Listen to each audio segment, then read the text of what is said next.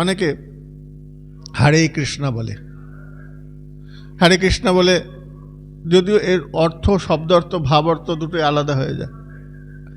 হারে শব্দের অর্থ আলাদা, আর কৃষ্ণা শব্দের অর্থ আলাদা। কৃষ্ণা দ্রৌপদীর নাম।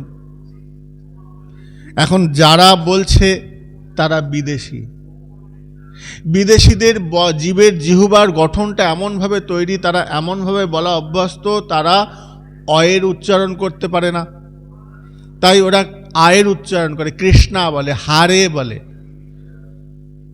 ওদেরটা দোষ লাগবে না, ওদের অন্তরে কিন্তু হরেই বসছে। কিন্তু আমি বাঙালি হয়ে যদি হরে কৃষ্ণ বলি, সেটা কোথাও যেন যুক্তিসম্মত হয়ে যায় না।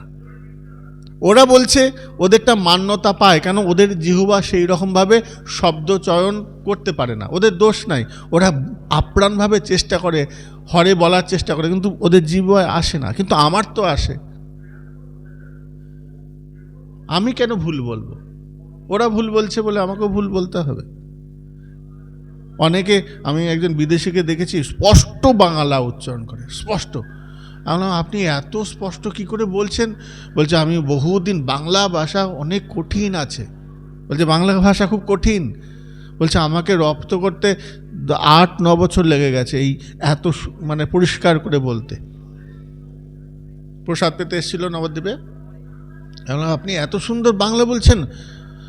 বলছে আমাকে 8-9 বছর লেগেছে এই শব্দটাকে জানতে, বুঝতে।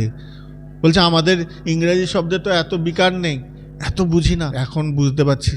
বুঝে আমি যখন ভালোবেসে ফেলেছি এই বাংলা শব্দটাকে, তখন ভেবেছি যে বাংলাটাকে ভালো যে কালে বেসেছি, বাঙালির মতন করে উচ্চারণ করব।